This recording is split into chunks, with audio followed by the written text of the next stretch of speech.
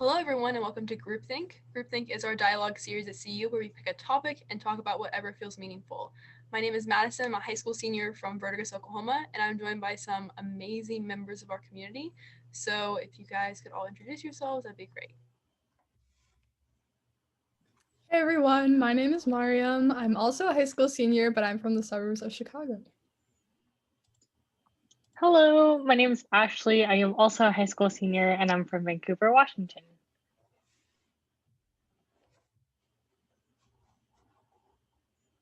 Hi there, my name is Chabu. I am 19 and I'm a first year at U of T. Hi, my name is Dariel. I'm a junior from Orlando, Florida. I'm Julia. I'm 23 years old and I live in Pennsylvania. Hey, I'm Gary. I'm one of the co-founders of CU and I live in New York City. Awesome. So today we're talking about role models and inspirations, and we like to start off with a word association. So I'm going to screen share, and when you all are ready, just shout out your word associations, 3 words, and then feel free to explain the reasoning behind those words.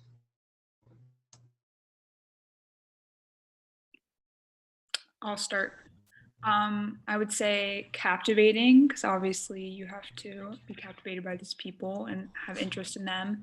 I would say empowering, because something about these role models or inspirations inspires you to take action, and emulate, because obviously something about them you want to recreate or strive for. 1M. 1M, yeah. Thank you guys so much. Got you. This is cool. Ashley, learning in public. We're not afraid to learn in public. You all are my spell check. I can go after. My 3 words are variety, because I think it's cool to take inspiration from like a variety of industries and like a variety of people. My second is groundbreaking, because usually my role models and inspirations are people who introduce concepts and ideas that I've never encountered before. And then evolving, because the list is forever evolving with me, and I think that's really cool to see. Okay, my words are motivating, because kind of like empowering, like Julia said, they just motivate you to want to do cool things and be a better person. Random for inspirations, because I often find inspiration in a lot of random places that you wouldn't necessarily think to find inspiration in. And new, because a lot of like the role models and inspirations like teach me new ideas or let me explore different parts of the world that I might not have otherwise without them. 3 words that I use. Normal. Like, my type of role models aren't like celebrities or anything. It's people that I talk to on a daily basis. Respectable. They're respected in their industry or whatever they do, their profession, or at least I respect them. And interesting, because they aren't predictable. You don't know what they're gonna do next, which is what keeps you looking up to them.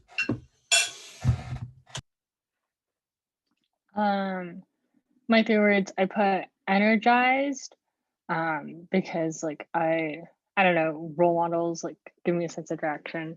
I put my parents. I think they were my first role models. And then like paralyzed, because I don't know, I sometimes find it really hard to reach out to people I look up to, or like I just like don't know how Why? to Why? like I don't know. I think it's like you're like scared because they seem so cool.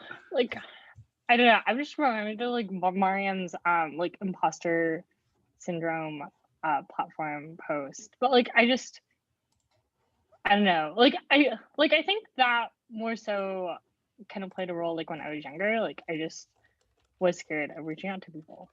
But yeah, so that is what I thought about.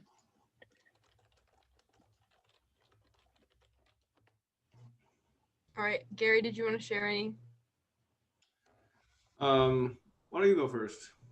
Okay, so mine that I wrote them down over here, were desire, because if they're a role model, you desire to either be like them in some way or you desire to not be like them in some way.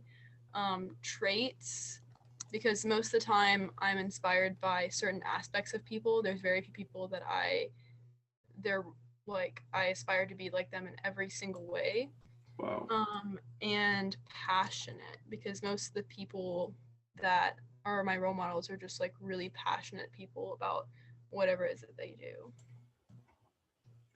Cool. So my 3 words are subconscious, because depending on your definition of inspirations, and I think you can really people naturally pick up traits from people around them.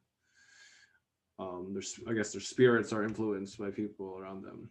Fictional. So I think there's nothing to be ashamed of having fictional role models and inspirations. And stories. So it's just too abstract. Like, you can be impressed by someone, but like if you have no stories, if you have no like case studies basically of how they've dealt with hard situations, it almost like makes it even worse. It's like unattainable. It's like unattainable inspirations that you don't know how to follow their path in any way. Thank you all for that. And I actually have a first question that I want to pose, because I've been asking people a lot recently what makes them feel inspired. And I've been hearing something that's been surprising me. People have been saying that they aren't really, like Dariel mentioned, they aren't really inspired a lot by like public figures, more by the people in their lives. So I'd be interested to know, are you inspired by public figures or people in your life more?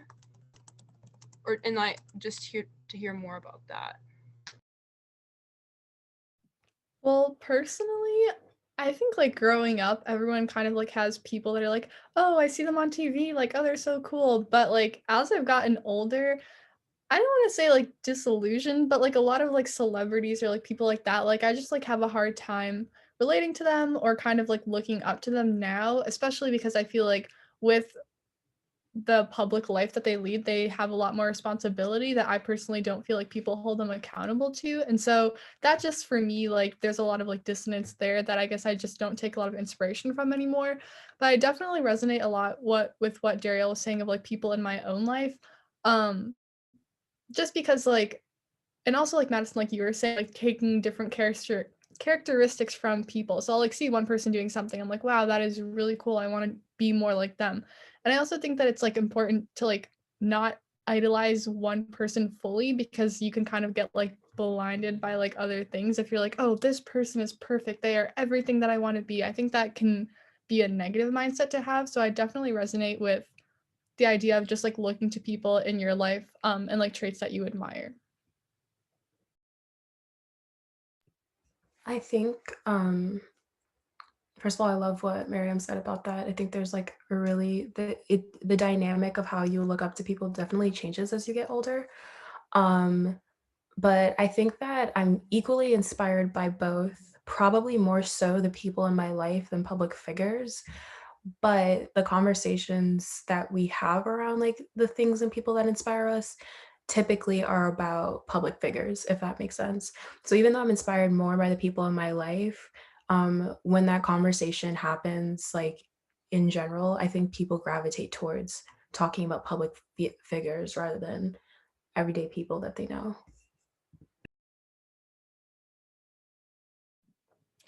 I think that is really true. It's something that I'm just starting to think about now, kind of relating back to like Ashley's point, where it's like hard to talk about like how you're inspired by someone in real life, like if you are, because you're like, oh, hey, you're really inspiring. And like the world around you, like, is like, oh, people that are inspiring are like these dazzling figures that are like, you know, these celebrities. And then if you're like talking to someone about that, like maybe it might seem like disingenuous, or people just don't have these conversations that much. So it's not that normalized.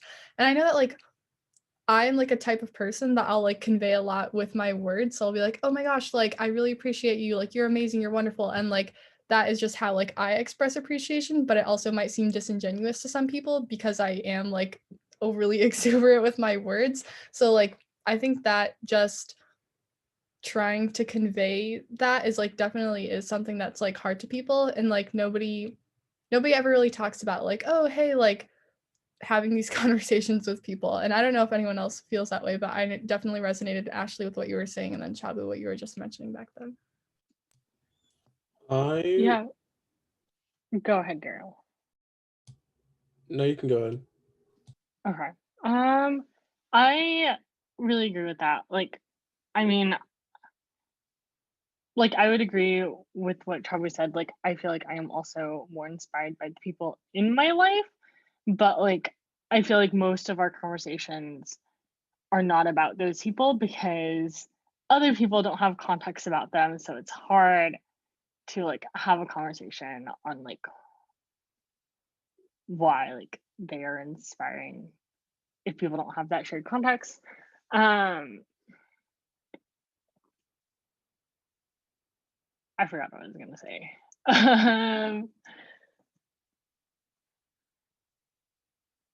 Yeah, I will talk when I remember. I would say I'm inspired more by people in my life because, it seems like every single day a public official gets exposed for being canceled for something that they did really messed up in their past. And people that you know and that you work with on a daily basis, you know them better than somebody who's just putting on an act more likely, whether it be for re-election or for ratings or for money or a combination of all three for some people. Um, so things like that. Yeah, to that point, I feel like I'm more inspired by people when I know the details of their journey, like fully. Because I think once you know the details, you can kind of pick out if there was like a lot of whether they were like on third base in a lot of ways or like privileged in any ways compared to knowing people's whole journey and kind of just all the details. And you can make out more if that's something that resonates with you or not. This is kind of in response to both Dariel and Julia. I think that it's more because it's not even the distinction between like a public figure and like someone you know personally isn't the fact that like neither of them have never done anything wrong. Like everyone's guilty of like making mistakes in some capacity or another. I think it's just the fact that like with people in real life, you're more likely to like have context to like who they are as a person in general, so that even when they make those mistakes, like what they say and do still resonates in some capacity, if that makes sense. You answered my question. I was just about to ask something like that. I would be down to pose a question. I think that there's like, what are some healthy dynamics with being inspired by role models, and what are some unhealthy dynamics with being inspired by role models?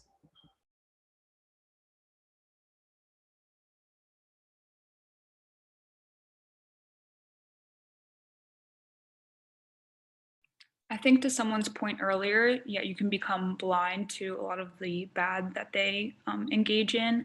And not that you have to bring like light to that fully, but also people kind of step back in speaking about that when they idolize someone because they just have such a positive outlook on them and they don't want to bring those things to light.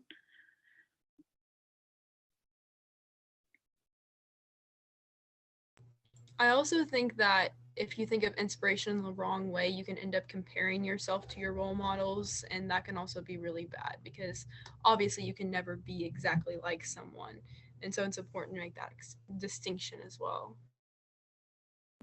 Yeah, I think in that same vein, just like recognizing that they're like also human, like everyone's a human. And I feel like some people are devastated. They're like, oh my gosh, this person did this. Like, how could they? Like, they were my idol, like my role model. And so I think just like everyone is a human and capable of making mistakes. So definitely just kind of like not falling into those like patterns of comparison or being blinded by like the things that they do, and like just making sure that you still have that context.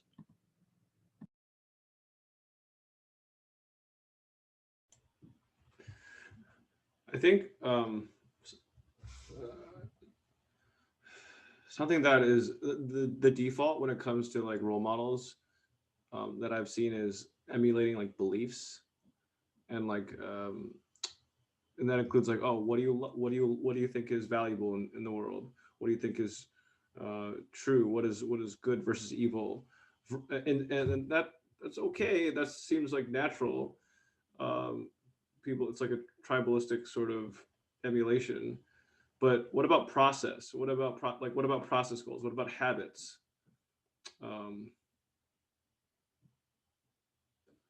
Yeah, what about like rituals?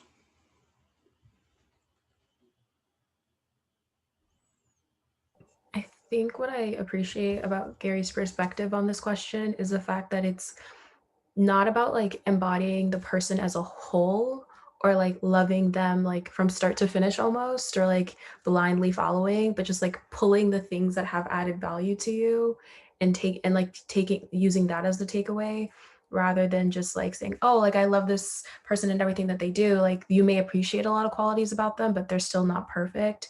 And so it's better to almost, like, my working theory is that it's better to just take the things that apply to your life and have added value and resonate with that, rather than attaching yourself to that person, if that makes sense.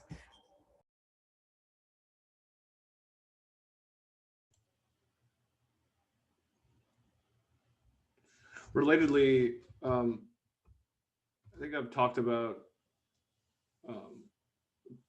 the perils of advice giving and advice taking.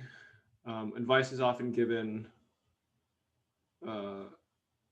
Advice is often like put out in the world very irresponsibly, with little consideration to the fact that advice that works for one type of person may destroy someone's life. So blindly following people's advice is really bad. And often you can, basically the more context that you have into someone's entire life, you can actually take their advice into better context as well. So that's actually, now that I think about it, that's a good way to actually make sense of a piece of advice as well.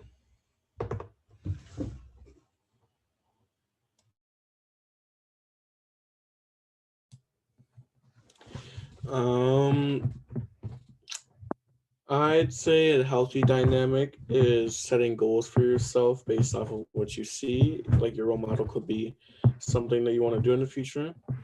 And an unhealthy dynamic would be trying to compete with that role model as a result of your goals. Because once you do reach those goals, you're going to start trying to compete with everybody else, including your role models. And it's a very toxic and unhealthy situation.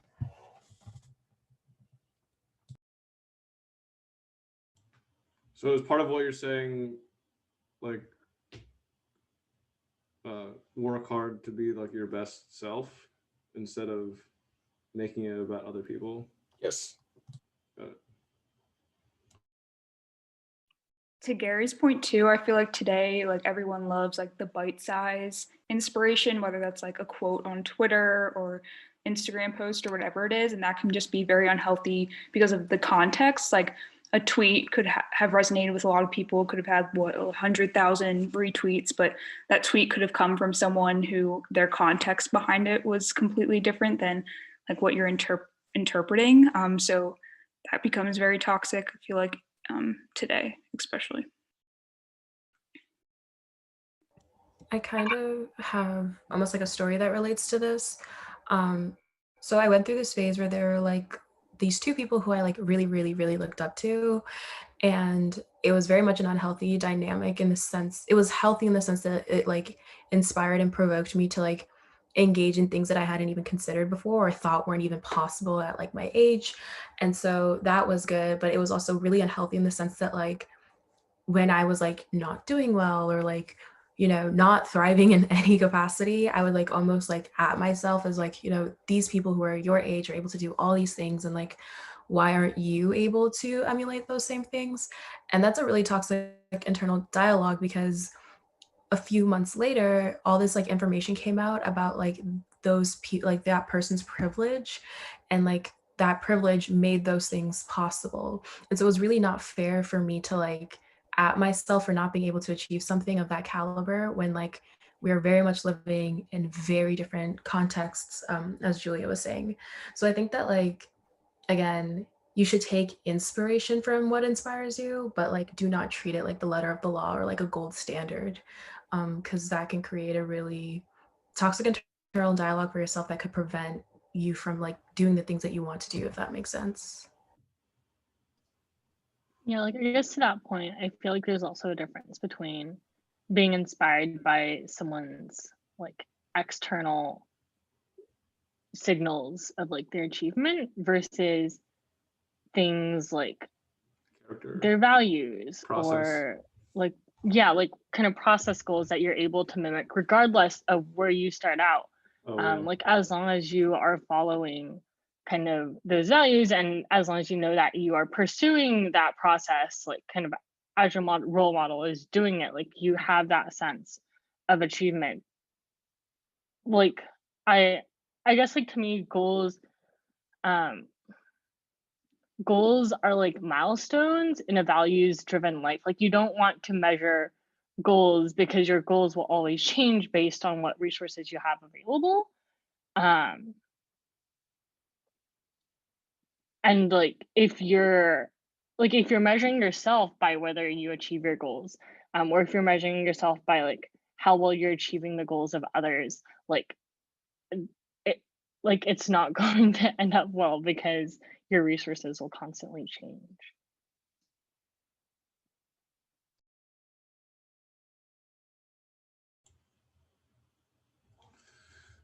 This is such a great question, Chabu, and everyone else's responses are so good as well. One thought that is coming to mind is,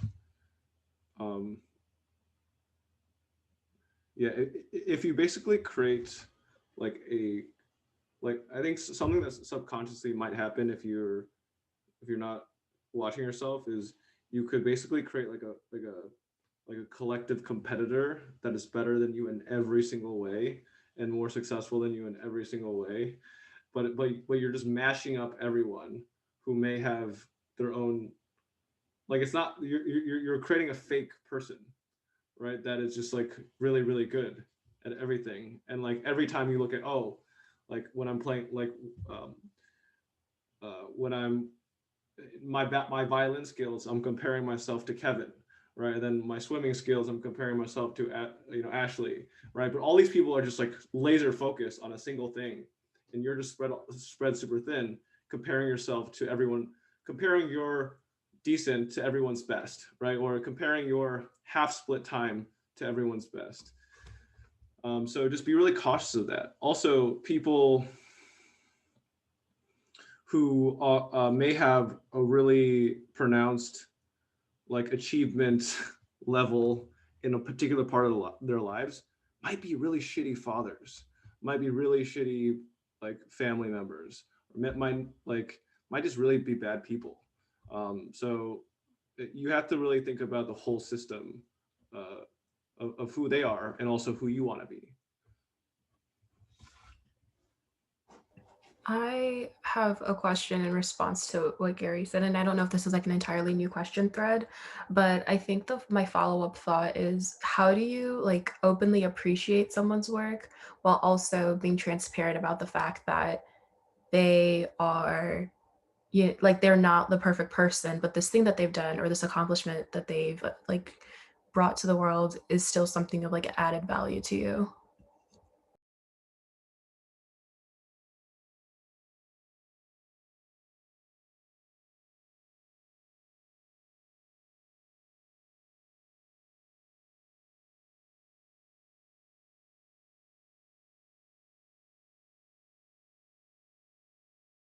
I guess it's a good question if no one has an answer. I feel like we all, like have to let go of ego in a way that when you think someone is great at something, you want to feel like you're right and you want to feel like they're great at everything. So a lot of the times it's just recognizing that. And again, back to like the conversation that we kept alluding to, that these people could be terrible in other aspects of their lives, but great in that one aspect. And we just have to know that that might be the case and have that conversation.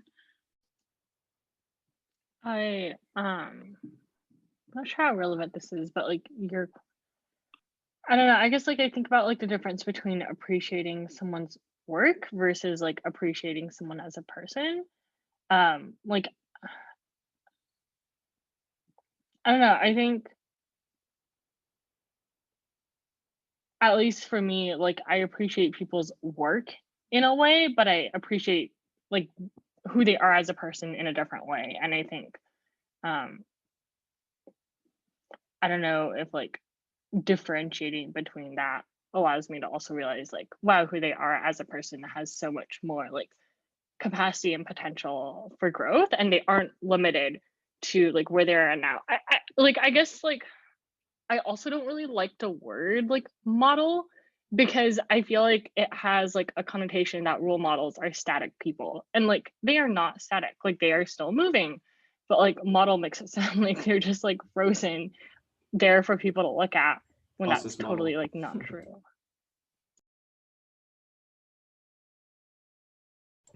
I love so much of what Ashley just said. I think that like it also reminds me of the argument of like separating the artist from the art. And that is something that I like will always struggle with, because I have so much love for the art, like a very personal connection to it. But then some of these artists are like profoundly horrible. So like where do you draw the line in that? I think that's like really interesting as well, because when people do bad work, we have like it's so easy to, well, I guess it's, I don't know. I don't have an answer.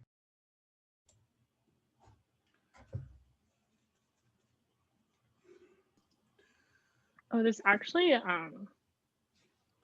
reminds me like over the summer I was talking to someone about this. We were talking about like the Harry Potter books, and like comments J.K. Rowling made, and whether that kind of like disvalued kind of what we got out of Harry Potter. And like I think part of it is Wow. like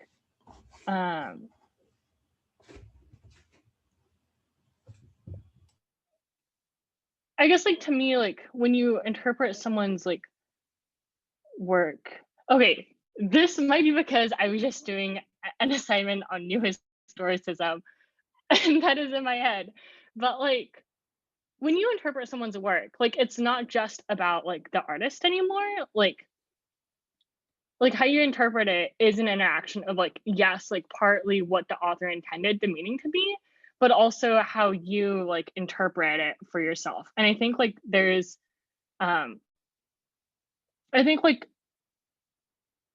to a certain degree, like you have to give that work meaning, and you have to figure out how it like interacts with your own like beliefs and your own values, and you can kind of like reclaim whatever artwork someone did like for yourself in a different way.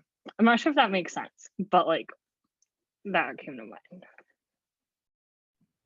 That definitely makes sense. And I think that like that is one of the things that I feel like now I struggle with a lot, because people are being like exposed all the time for like doing something bad or like saying something bad.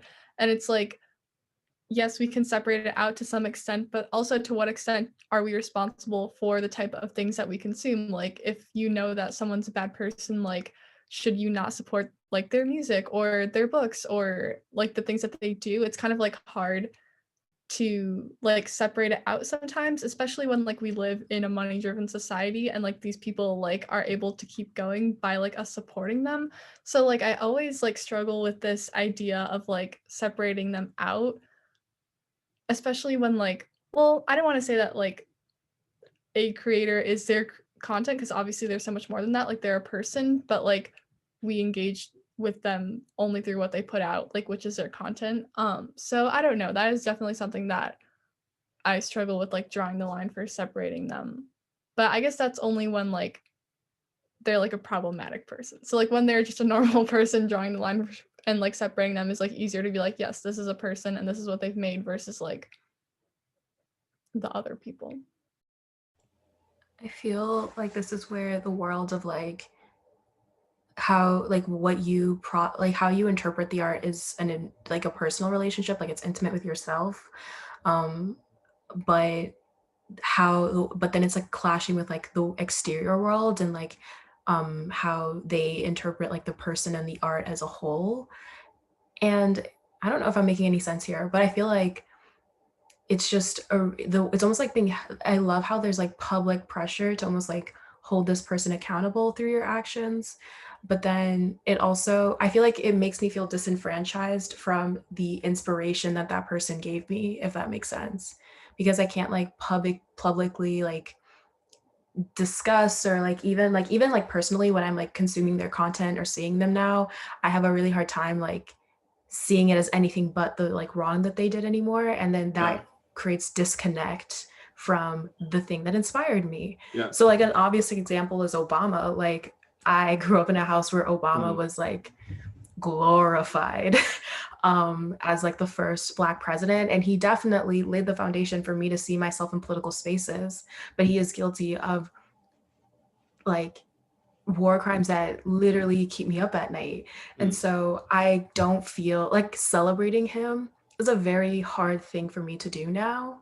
But in that same breath, like I see the added value of him being in the spaces that he was in.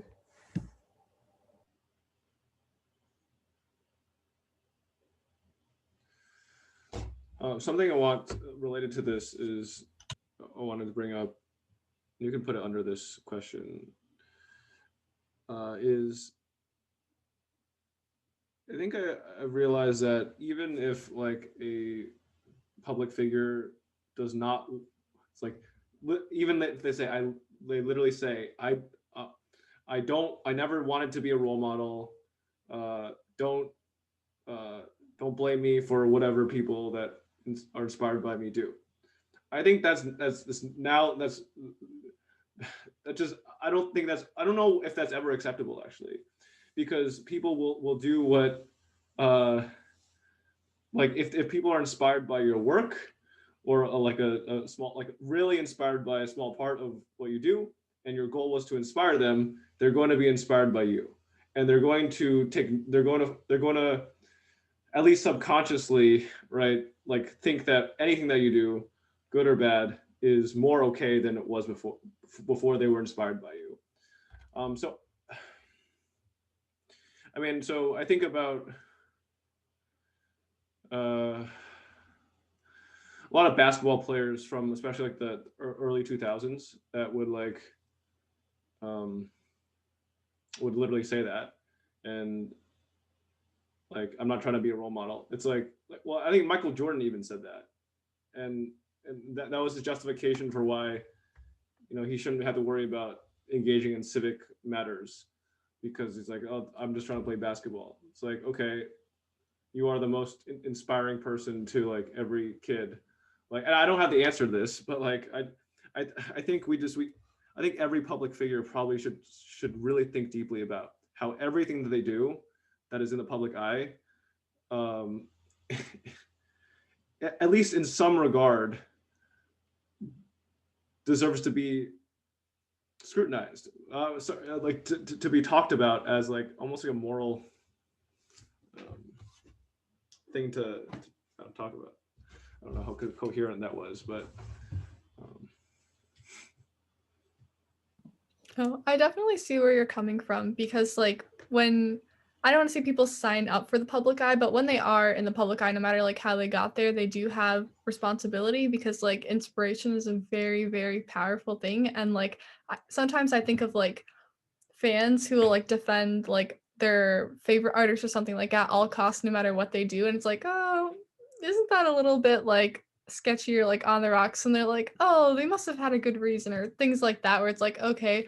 But I also like understand like the flip side of that. If it's like especially like I think about like like Disney kids growing up like in the eyes of the public, and like how every single thing they do is like scrutinized, and like people are like making mistakes as they grow up, where it's like, yeah, that could really mess them up if like everyone's watching their every move. And it's like, yes, they have responsibility, but also like, you know, like how fair is it for the public to like criticize every single thing that they do? Because like, again, like we were talking about in the beginning, like they also are human. So again, there's like a lot of distinctions that are like hard to make, just because like Ashley was saying, they're not models, they're like not static objects, they are people that are like evolving and growing. So it definitely is hard to make that distinction.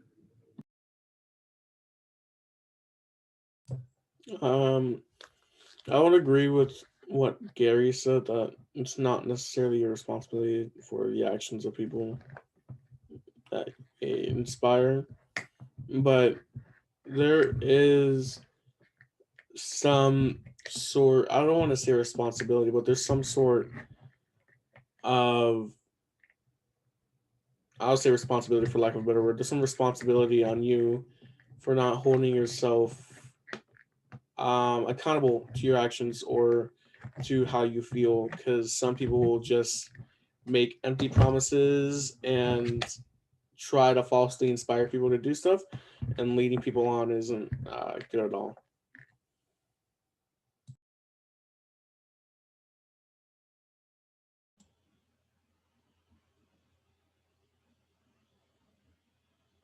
I mean, con artists are extremely good at inspiring people and getting away with it. So yeah, I think we're kind of circling a conversation about the ethics of being inspiring, being motivating. It's interesting. I follow this YouTuber that has dedicated his entire channel to outing YouTube scammers. And he's like really blowing it up, which is awesome. It's like there's like a self-regulatory, humans are awesome, like self-regulatory ecosystem on YouTube, it seems like. Yeah, I think this is like going full circle, and it's probably a good time to start the reflection section. I know that we did that last time and some people really enjoyed it. So I'm going to send the link in here if you guys want to look over what we talked about for a minute or two, and then we can reflect on it.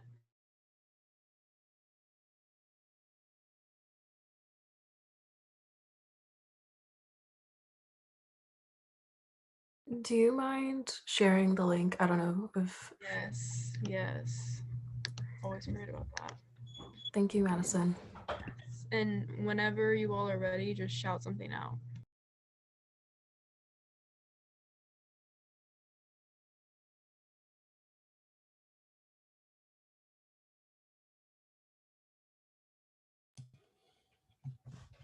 I'm sorry, this is the second time I've done reflections. I don't really quite know how it works. Is it like you guys ask a question and we reflect on it, or is it a general reflection? It's just a general reflection, so it's not questions. You can just like something that you learned from the conversation, something that made you think about whatever. Patterns you saw, like common themes. I saw generally an underlying distrust in popular people or public officials. So there's that. People are starting to realize that public officials aren't really what their public image is. That's the entire point of public relations agencies and stuff like that. I learned all about that this semester in a public relations class, and how to make people look good, not make them good. Emphasis on the look. So yeah.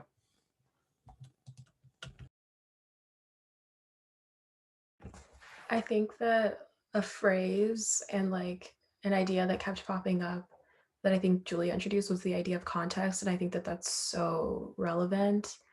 And so like that was an underlying theme that I think will definitely change the way that I look at, definitely speaks to how I look at inspiration and like role models differently.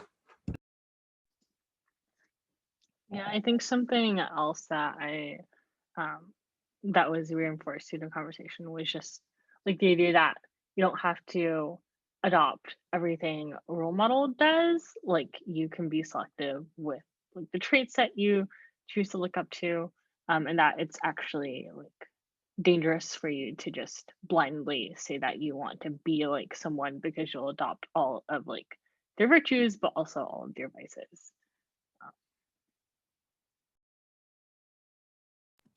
I think that like one thing that kind of just kept coming back to overall was just being like holding up like other people to your own personal standards. So like that's going to be different for everyone, but if you have a value that someone else goes against, then only you can decide that for yourself. And just like taking your inspiration into your own hands and kind of being responsible with how you engage in it, just because that is going to look like something different for everyone. But kind of like defining what that means for you in a healthy way. Yeah, to that point, I feel like just like embodying someone's entire being is just, there's no really good way to go about it. And just taking those little things from people that inspire you, and latching onto those rather than the person.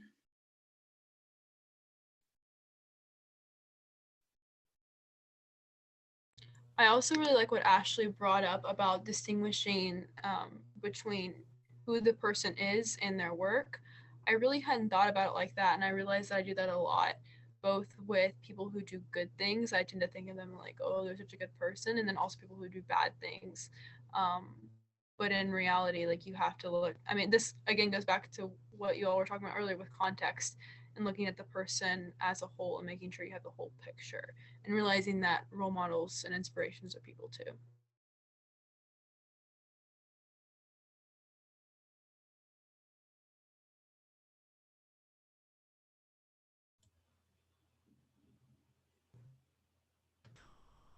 Anything else for the reflection? Yeah, something that we didn't talk about was basically creating your own inspirations from scratch. Like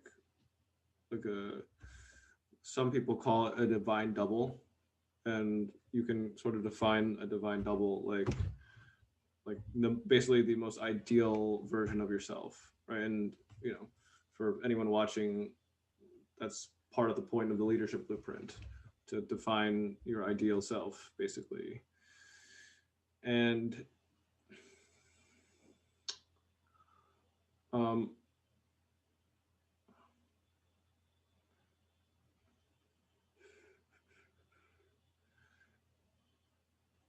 I think there is something to be said about how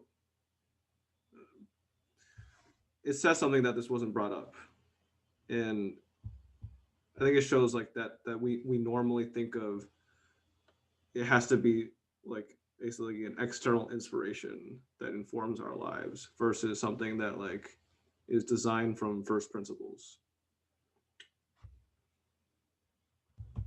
Wow, mind blown. Having yourself as an inspiration or like your ideal self. That's crazy to think about. And I know this reflection process is like new and evolving, but I think it's really, really cool that like a way to learn something new from our conversation is to look at what didn't take place in our conversation naturally. Yeah. Like that's such an amazing cue to something that like needs, like why was that absent from the conversation?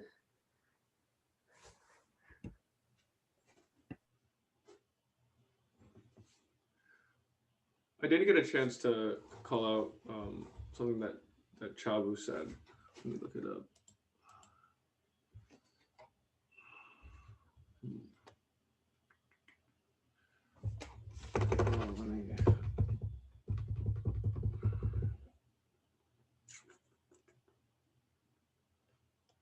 I'm blowing it. Forgot which. Do it. See, Ashley, this happens a lot. Just forget what I was gonna say. All good. Let's keep this on the record. But if I think of it, I'll let you know.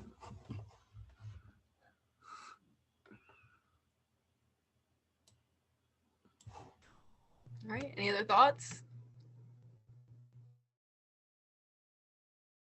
I want to say thank you for making this the conversation that we had this week. It was so meaningful.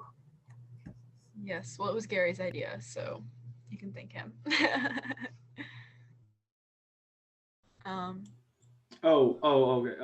Can I? Okay, I sort of thought of it.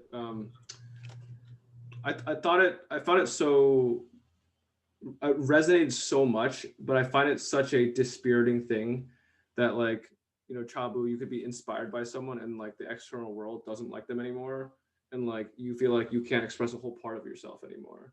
And I think that there's a common theme here. It's almost like it seems like one of a more recent update to our sociopolitics / just general culture, that we are constantly self-censoring, but it's not, but it's, I think it affects our private lives as well. It's not just like we're changing the persona a little bit. Like it like hurts inside whenever I do that. So I don't know if anyone else has thoughts on that. I definitely agree with that. I feel like we live like in a time where like people are being canceled like left and right, and it feels like once someone is canceled, like it kind of invalidates like everything they've done in the past, and that you can't like look up to any of their work, because if you do, then like I don't know, I just feel like it's so easy for like everything someone has done to be like invalidated because of one thing. Like I just feel like it's so black and white. 100%. And like, it's weird though, because I see not just see myself, but I know that like a big part of who I am is aspiring for a society to hold itself to like a much higher standard than it does right now. So it almost feels like a double standard, you know what I mean? That I'll make like these allowances because I have such like a personal emotional connection to certain people, ideas, works, arts, you know what I mean? And then, but like if this takes place in a different context with something that I don't resonate with, I'd be the first and second person to like go to the bat for that or like hold that person accountable. So it is a conflicting internal dialogue for sure. I think it also says a lot about like a lack of empathy, the fact that we're willing to cancel people for one thing that they get exposed for, because if we were to do something similar to it, we like forgive ourselves because we see it as like intentions as opposed to like the like what actually happened. Wow. Yeah, I mean, this has to do with the context, right? So we have all the context on ourselves and we give ourselves all the benefit of the doubt. But when someone does anything wrong, we assume the worst. And this is evolutionary. Like I think it's better to not, I don't know. In most contexts, I think it's better to trust, to be more cautious around like a stranger or someone else. But yeah, there's a huge double standard here. And like I mentioned earlier, just like bite-sized information, that's what we consume most these days. And so we'll just see a sentence or two and kind of just like think that's the entire context of it. Keep saying context, but seriously, that's just like the word to use. While like to Chabu's point, like if you know someone more personally or feel that you do in some way, you give them more leeway in like forgiveness. So it's just like the times we're into and the internet. Yeah. I think that like cancel culture in itself also makes like a culture where if you don't participate in cancel culture, it's like you are not like holding people accountable and like you're the one in the wrong. I think so. Like even when you do try and engage with empathy or like give people the benefit of the doubt or like take it as a lesson to like educate people or like talk and have a respectful dialogue about it, it's almost looked down upon just because cancel culture is so prevalent, where it's just kind of like, oh, well, you didn't immediately cut them all out of their lives because they said this one thing, then like you clearly aren't like supportive of like whoever was affected by this or like XYZ. And so it kind of puts people in a hard position when they don't fall into cancel culture. But I think overall it is like a very toxic thing, and it kind of harms a lot of people as well. Well, I was listening to a podcast and it was like two comedians and they were just saying like they can never meet people in person that like are a part of their bits because once they meet them, they, like, I mean, everyone's human. Like you can tell even like the embarrassing or bad stuff they did. Like you again understand it more and you understand where they were coming from because you hear more about it. And so like they say they just can't meet people ever that they have in their bits. They'll like avoid them at different large functions just because, yeah, it's like that weird line of things. And I'm also realizing that because our society is so hungry for cancel culture, there's a lot of platforms that the first time you get introduced to a person, you're getting introduced to like why you should cancel them immediately. My mind goes to, I don't know if you guys have seen on Snapchat, like Now This Politics. I sometimes look at those and they always feature like a different person. And it's either like really glorifying a person that I've never heard of or like really condemning someone. And it's crazy to me that like the first time I could be introduced to someone, I could be fed like this narrative, like that they're all bad or that they're all good. Yeah. I feel like a lot of this falls back to the idea of just like allowing good and bad to coexist. Like it happens all the time, but for some reason when it pops up in some part of life, like we reject the idea, like it either has to be good or bad. And like, I think that they can happen mutually or like coexist consistently because that's just how human beings operate. So Chabu, this is I had a really good conversation recently with Madison about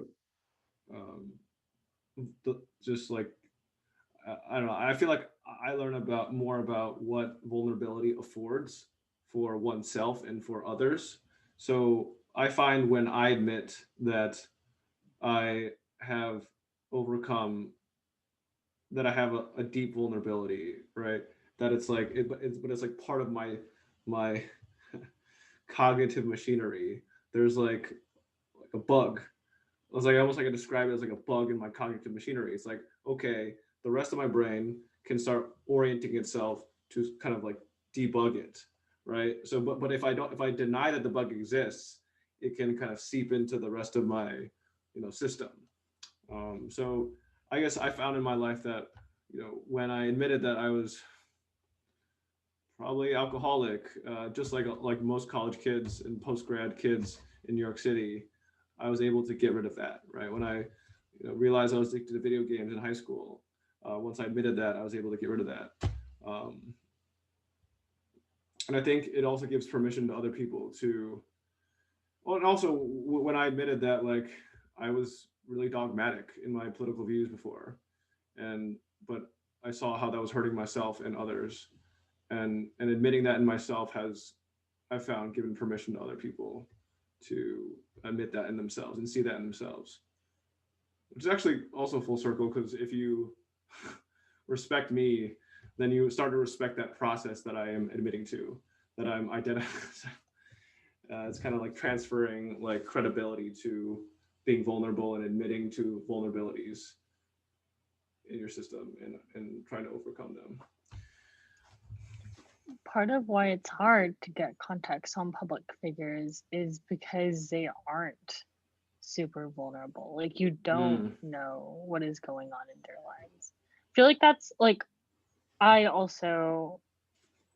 think like a consistency among people I admire to or look up to as role models is that they have to be like incredibly like transparent and authentic. Like that is something I will look for in that like Yeah. if someone is transparent and authentic, like almost like I will probably be drawn to them in one way or another. But like I feel like that's really hard to find in public figures. I think that like there's a distinction between like voluntary vulnerability and then forced function vulnerability, where like you get called out and then you follow up by saying, yeah, this is this thing that happened.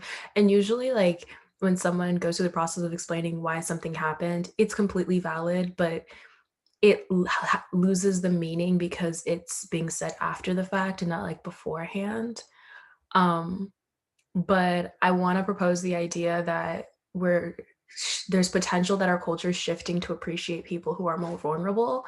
I think of like a really popular YouTuber, Emma Chamberlain, and how like everyone loves her, but mostly because she's just as messy as we are in our own personal lives, and she like doesn't pretend not to be, and like instinctively we appreciate that.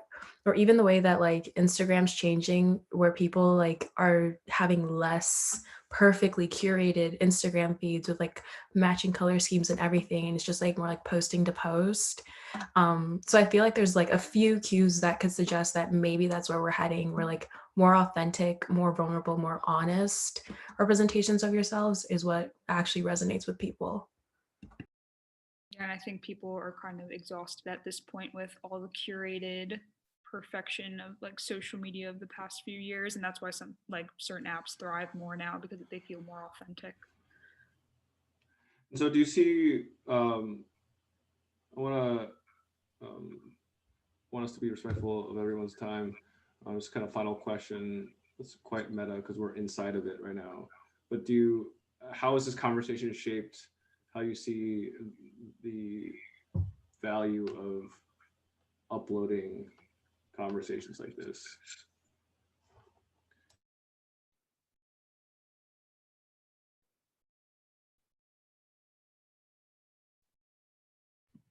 Well, just one thing that I think about a lot is that maybe it's hard for people to reflect on their own about inspirations or role models and like be honest with themselves, but like seeing other people do it and talk about it and be vulnerable, if you will, with each other, it might inspire them to do the same and also consider and reflect. And I think just a general theme throughout groupthink is that we're talking and thinking and reflecting on things that we might not have otherwise, or that have kind of like maybe been in the back of our minds, but we've never really like sat down and actually talked through them or heard someone else's perspective on them. And so I think that in general, it's like really valuable to upload them for people that maybe don't have a space to talk about it or could just get value from listening.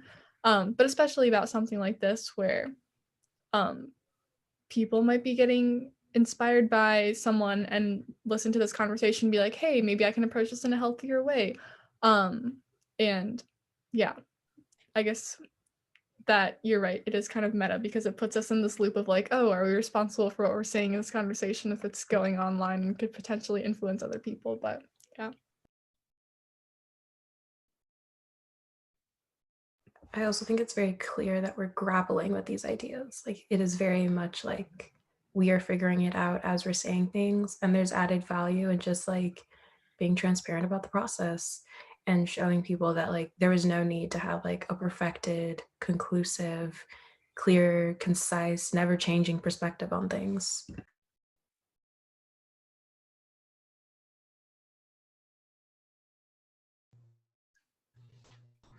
And I think that my spelling errors may just add to that. We're not perfect. But yeah, any final thoughts before we close? Awesome. Well, that was really good. I really enjoyed this conversation. Gary, you were right. This was a good one. So thank you all for taking the time out tonight, and I hope to see you all next week. Bye, everyone. Bye, everyone.